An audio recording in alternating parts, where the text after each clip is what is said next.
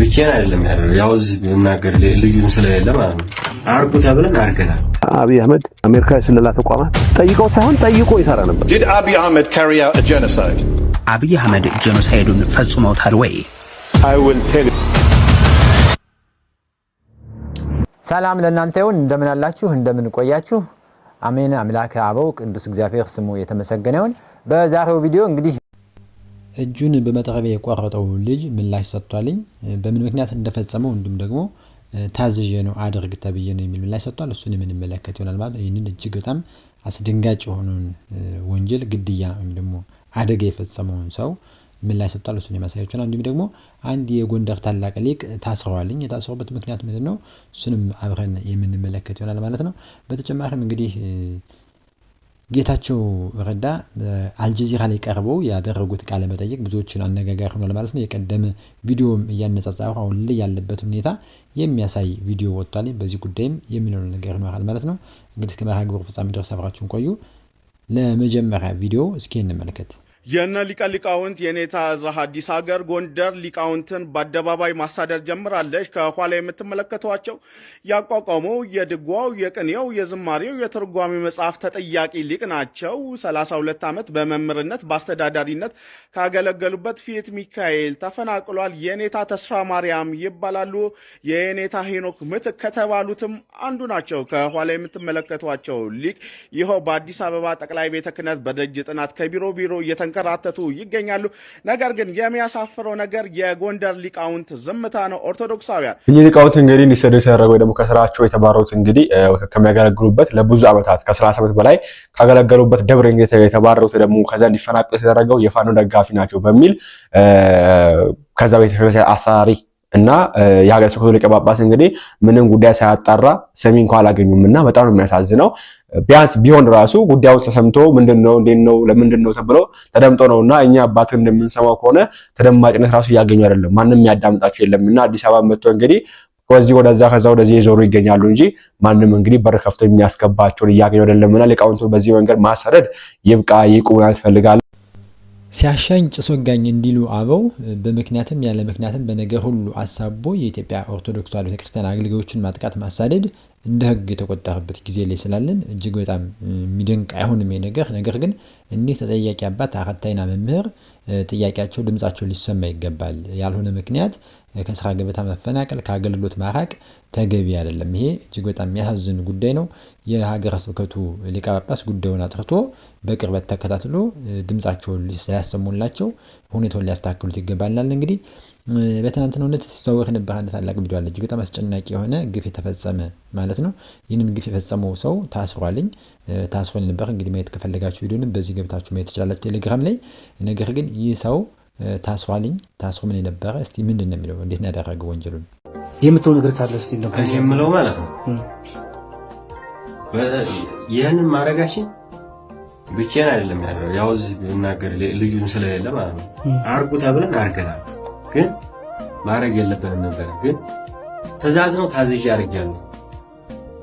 በቃ ፋኖ ላይ ነበርኩ ማለት ነው። ከዛ በቃ ፋኖ ላይ ያለው ነገር አስጠልቶ አሁን መንጣት ጥሩ ነው፣ እሱ ማድረግ ጥሩ ነው። ግን ይሄ የራስህ ወገን ራስህ ወንድም ወንድም እንደው ጥላት እንኳን ተወክቶ የተማረከም እንደዛ ይደረግም አይደለም። ተውና ወንድም የራስህ ወንድም እሱ አይደረግ። የት ነው ሀገር አንተ? ሸዋ የማን ባልመጣ መሀል ሜዳ እዛ የነበሩ ጋር ነበር በፊት መጀመሪያ አዲስ በክረምት ነበር እዛ አዲስ ገብቼ ወገሬ የሚባል ቦታ አለ። አይ እናውቀዋለን። እዛ ነበር እኛ ስለምናውቀው በዛ ገባሁ። ተከትለናቸው ነው ዞረን በዚህ መጣ ነው እኛ እዛው ነበር። ከዛ እርስ በርስ ካሰግድ ጋር ወጣ ነበር። እናውቃለን። ተወሰነ ሳንወጋም አሰግድ ጋር አይደለም ደሳሌ ጋር ነው። አሰግድ ከመያዙ በፊት አሁን ደግሞ ምላሽ ሰጥቷል። መጥቶ ስሙ እስቲ ምን እንዳለ የምትው ነገር ካለ እስቲ ነው ከዚህ የምለው ማለት ነው። ይሄንን ማረጋችን ብቻዬን አይደለም ያለው ያው እዚህ እናገር ልጁን ስለሌለ ማለት ነው አርጉ ተብለን አርገናል። ግን ማረግ የለብንም ነበር። ግን ተዛዝ ነው ታዝዤ አርጋለሁ። በቃ ፋኖ ላይ ነበርኩ ማለት ነው። ከዛ በቃ ፋኖ ላይ ያለው ነገር አስጠልቶ አሁን መንጣት ጥሩ ነው፣ እሱ ማድረግ ጥሩ ነው። ግን ይሄ የራስህ ወገን ራስህ ወንድም የራስህ ወንድም እንደው ጥላት እንኳን ተዋክቶ የተማረከም እንደዛ ይደረግ አይደለም። ተውና ወንድም የራስህ ወንድም እሱ አይደረግ። የት ነው ሀገር አንተ? ሸዋ የታይማን ይባላል ማልሜዳ እዛ የነበሩ ጋር ነበር በፊት መጀመሪያ በክረምት ነበር እዛ አዲስ ገብቼ ወገሬ የሚባል ቦታ አለ። እና ቆለ እዛ ነበር እኛ ስለምናውቀው በዛ ገባሁ ማለት ነው። ተከትለናቸው ነው ዞረን በዚህ መጣ ነው እኛ እዛው ነበር። ይህንን አሰቃቂ አስነዋሪ ወንጀል ማንም ይፈጸሙ ማንም እናወግዛለን። እኔም በግሌ እንደ ክብረ ተዋሕዶ ሚዲያ እናወግዛለን። ይህ ሀሳብ ይህ ድርጊት ፈጽሞ የሚደገፍ አይደለም። እጅግ በጣም ከሰብአዊነት የወረደ ወደ አውሬነት የተጠጋ ክፉ ባህሪ በመሆኑ ማለት ነው።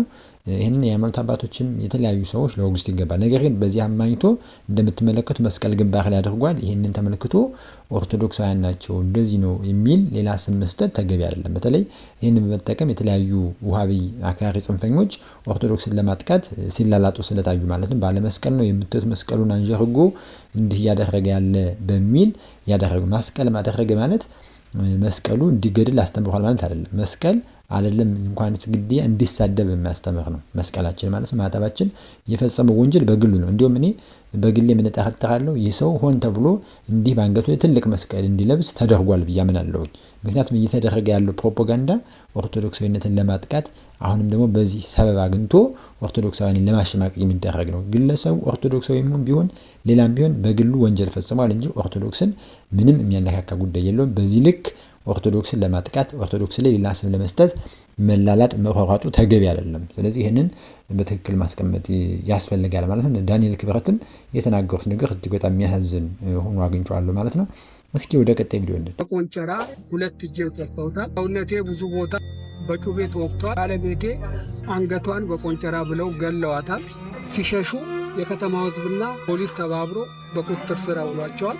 ከፍተኛ ጉዳት ነው የደረሰብኝ። አንድ አይኔ ጠፍቷል። እጄን ለመቁረጥ ሲሉ አንድ አይኔ ጠፍቷል። ግራ አይኔ የኔ ውለታ ይሄ ነበር። እንዴት የዘመዶች የምታቁኝ እኮ ታቁኛላችሁ። ስለዚህ ድረሱልኝ፣ የድረሱልኝ ጥሪ ነው የማስተላልፈው። እኔ ከዚህ በኋላ ህይወት አምሮኝ አይደለም። ይሄን እንኳን ደስ ያላችሁ። ዛሬ በአንድ ቀበሌ ላይ የነበሩ ሙሉ ኦርቶዶክሳውያን ታፍነው ተወስደዋል። ይሄ እንዴት ሆነ የሚለውን ነገር ልንገላችሁ። ከዚህ በፊት እነ አቶ ነጋ የተገደሉበት ቀበሌ ነው። በሆንቆሎ ዋቢ ወረዳ በቀቅሳ ቀበሌ ላይ ከዚህ በፊት ብዙ ኦርቶዶክሳውያን ተገድለዋል። ዛሬ 19 እና ከዛ በላይ ሊጠጉ የሚችል በቁጥራቸው እስካሁን ድረስ ከ19 በላይ እንደሆነ የሚገመትላቸው ኦርቶዶክሳውያን በህብረት በማሳ ላይ ሳሉ ነበር ሙሉ ለሙሉ ታፍነው የተወሰዱት። እንግዲህ ቀበሌ ላይ ቀሩ የተባሉ ክርስቲያኖች እነሱ ነበሩ። እነሱንም ዛሬ አጠቃለው ወስደዋቸዋል። ቤተ ክህነታችን ዝምታን መርጧል። እነኚህ ሰዎች በህይወት ይመለሱ አይመለሱ የምናውቀው ነገር የለም። ምክንያቱም ብር ለመጠየቅ ራሱ የቀረ ቤተሰብ መኖር አለበት። ብር የሚልክ ቤተሰብ መኖር አለበት። ብር የሚልከውን ቤተሰብ ጭምር አጠቃለው ነው የወሰዷቸው። አሁንና ደግሞ መንግስት እንዲህ አያደርግም፣ ውሃቢያ እንደዛ አያደርግም፣ ሙስሊሞች እንደዛ አያደርጉም በሉና ደግሞ ተከራከሩን አሏችሁ። ይሄ ለእናንተ መልእክት ነው። ምን ነው ዝም አላችሁ?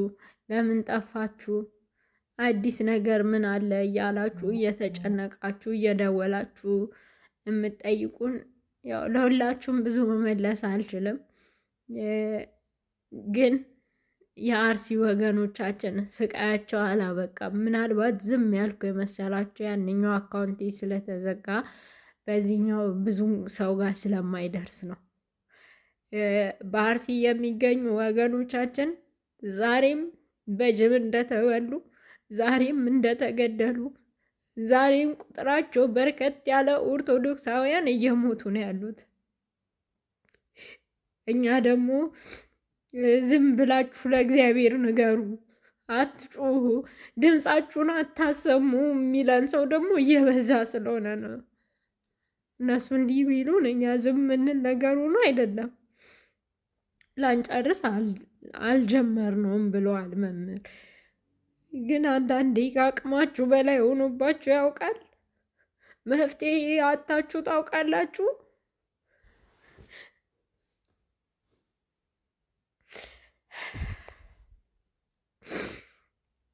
አንዳንዴ መናገር የማትችሉት ነገር በእንባ ታፈሱታላችሁና እንደዛ እየሆነብኝ ነው እኔ ጋ።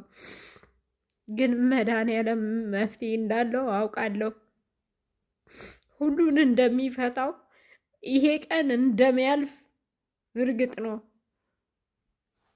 ግን ያ እንዲሆን ሁላችሁም በያላችሁበት በርቱ። በጸሎት የምትችሉ በጸሎት ድምፃችሁን ከፍ አድርጋችሁ በማሰማት ደግሞ ቢያንስ ባናድናቸው እንኳን በቃ ችግራቸውን እንወቅላቸው። የሆነ ነገር እኮ የሰው ችግሩን እንኳን ሲነግራችሁ ጭንቀት ሲበዛባችሁ ለምትነግሩት ሰው ይቸግራቸዋል አይደል? ቸግሯችሁ አያውቅም? በቃ ችግራቸውን እንረዳችሁ። ዛሬም የአርሲ ኦርቶዶክሳውያን ሞት፣ ግድያ፣ መፈናቀል፣ መሳደድ መፍትሄ አልተገኘለትም። እንግዲህ በልዩ ልዩ አጀንዳ እየተጠለፈ የአርሲ ኦርቶዶክሳውያን ሞት ድምጻቸው እንዳይሰማ፣ ለቅሷቸው፣ ሞታቸው፣ ግድያቸው እንዳይነገር እየተደረገ ይገኛል ማለት ነው። እንግዲህ እንደተመለከታችሁት ዛሬም በልዩ ልዩ ቦታ በአርሲ ላይ እንዲህ አይነት ግፍና መከራ ሲፈጸም ነው ያለው ማለት ነው። ይሄ እጅግ በጣም ልብ ያደማል። ጮህነ ብሎ በመዝሙር እንደተናገረ ጮህነ ተናገርነ የሚሰማን አካል በማጣታችን እጅግ እናዝናለን። ይህም ሆኖ ግን አሁንም ድምጻችንን ከማሰማት ወደ ኋላ አንልም። ምናልባት እግዚአብሔር ጊዜው በደረሰ ጊዜ እንደሚፈርድልን ስለምናምን ማለት ነው። እንደው ከዚህ ቀጥሎ ጌታቸው ረዳ ከአልጀዚራ ጋዜጠኛ ጋር ቀርቦ ስለ ወቅቱ በኢትዮጵያ ውስጥ ስለነበረው ጦርነት የዘር ማጥፋት ወንጀል መፈጸም አለመፈጸሙን አፋጦ ጠይቆት ነበር። እሱ የተናገረው ነገር አለ። እስኪ እንመለከት። The war on Tigray was led by Prime Minister Abiy Ahmed himself. So he led the genocide. ስለዚህ ጄኖሳይዱንም መርቶታል። I mean, we don't have to be that specific. በዚህ ደረጃ ነጥለን መጥራት አያስፈልገንም። We do. He led the war. That's why we invited you here. የትግራይ የፖለቲካ ኃይሎች በተለይም ህወሓትና ቅሪቶቹ በዚህ ህዝብ ላይ የደረሰውን በደልና በዳዮቹን ለመካድ ሲሰማሩ የአዲስ አበባዎቹ ሂትለሮችና የአስመራዎቹ ሞሶሎኒዎች ምን ይላሉ የሚለው አከራካሪ አይደለም። የሚክዱት እነ ጌታቸው ገዳዮቹን እነ ደብረ ጽዮን ሟቾቹን ነው። ጌታቸው ረዳና ጻድቃን ገብረትንሳኤ ወደ አዲስ አበባ ይዘውት የሄዱት ወይም በእነሱ አገላለጽ ወደ አዲስ አበባ ሸሽተው ሲሄዱ የያዙትና በብልጽግና ልሳናት ላይ እየተዘዋወሩ የሚጠቅሱት ደብረ ጽዮን መቀሌ ላይ ተቀምጠው የተናገሩት ገዳዮቹንና ሟቾችን የሚክድ ነው። እነ ጌታቸው ለአዲስ አበባ እጅ መንሻ ይዘውት የቀረቡት ጉዳይ በትግራይ ውስጥ የተፈጸመውን ወንጀል አብዛኛውን የፈጸመው ሻቢያ ነው፣ ይህንንም አስጠንተናል የሚለውን ነው። መንግስት በነበርን ጊዜ ከትግራይ ዩኒቨርሲቲዎች ጋር አስጠንተነዋል፣ ይህንን ወንጀል 75 በመቶ የፈጸመው ሻቢያ ነው እያሉ አበክረው የሚናገሩት ደግሞ እንደ ፋና ባሉ የአገዛዙ ልሳናት ነው። ጌታቸውም ጻድቃንም ቁጥሩ እንኳን ልክ ቢሆን 25 በመቶውን ሩቡን የፈጸመውን ሻቢያን ጠርቶ የሚያመጣው ብልጽግናና አብይ አህመድ ናቸው የሚለውን ግን ደፍረው አይናገሩትም። ይልቁንም ጌታቸው የፌዴራሉ መንግስት አልሟገትም ይላሉ። የፌዴራል መንግስቱ ጥፋት የፈጸሙ ሰዎችን ቀጥቻለሁ ይላል። አልሟገትም በዛ ጉዳይ። እኛ ጊዜ አስተዳደሩ ባደረገው ጥናት ከዩኒቨርሲቲዎች ጋር ባደረገው ጥናት ትግራይ ውስጥ የተፈጸሙ የሴክሹዋል ቫዮለንስ ጥፋቶች በ10 ሺዎች የሚቆጠሩ ሴቶች የተደፈሩበት ኢንሲደንት ጥናት ስናደርግ 76%ን የኤርትራ ሰራዊት ፈጽሞታል ነው። እኔ በደንብ ሪኮሌክት ካደረኩ 75% የሚሆነው ክሪሚናል ስራዎች የሰራው የኤርትራ ሰራዊት ነው። ሰው የገደለው፣ ሬፕ ያደረገው፣ በሴቶች ማህፀን ላይ ያልሆነ ነገር ያስገባው የሻቢያን ጥፋትና ጸረ ኢትዮጵያም ሆነ ጸረ ትግራይ ቅድ ከሩብ ክፍለ ዘመን በላይ ሲናገሩ የነበሩት ጻድቃን ገብረትንሳኤ በትግራይ ውስጥ የተከሰተውን ወንጀል ሁሉ በመላ ኢትዮጵያ በሙሉ እንደሚያደርገው እድል አጥቶም እንደኖረ ሲያብራሩ ኖረዋል። ይህንን የዘመናት ምኞቱን ለመፈጸሙም ሆነ በትግራይ ሴቶች ገላና በዚያ ህዝብ ህይወት ላይ ያሻውን እንዲያደርግ አብይ አህመድ በተባሉ ጋባዥ አስታጣቂና ቀለብ ሰፋሪ በቀጥታ ኢትዮጵያ ውስጥ ገብቷል። ይህንን ግን ጀነራል ጻድቃን መሆኑ ጌታቸው ረዳ አያስታውሱትም ወይም ለብልጽግና ሰዎች እጅ መንሻ ሲሉ ረስተውት እንዲረሳ እየጣሩ ናቸው።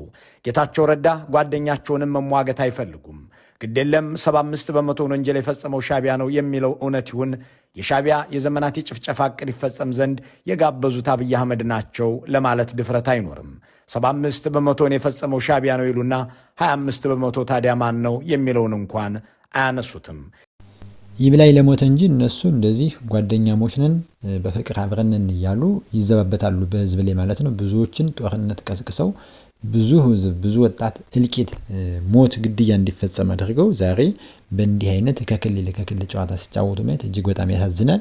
ያ ሁሉ ወጣት እንደ ቅጠል ረግፎ እነርሱ በጓዳ በአደባባይ እንዲህ አይነት ቀልድ ሲቀልዱ እጅግ በጣም የሚያሳዝን ጉዳይ ነው ማለት ነው። እንግዲህ ወጣቱን በዘር በብሔር በፖለቲካ በሃይማኖት ርዕዮተ ዓለም እየፈጠሩ ግፋ በለው አይዞህ ጀግና እያሉ የሚዋደቁት ጦር የሚማዘዙት ያ ሁሉ ደም የሚፋሰሱት የነሱ እንዲህ ተዘማኖ ተደላቆ የውሸት ፍቅር እያሳዩ አብሮነት ጥንትም ያልተጣሉትን መጀመሪያም ያልተጣሉትን ያልተለያዩትን የተጣሉ የተለያዩ አስመስለው ዛሬ እንዲህ በፍቅር አብረው ሊኖሩ ያ ሁሉ ጦርነት ያ ሁሉ ወጣት ለምን አለቀ? እጅግ በጣም ያዝን ነው። እንግዲህ ጌታቸው ረዳ በዚህ ልክ ውርደቱን ያሳየበት ነው። ሰላም ለእናንተ ይሁን። ሰላም ቆዩ።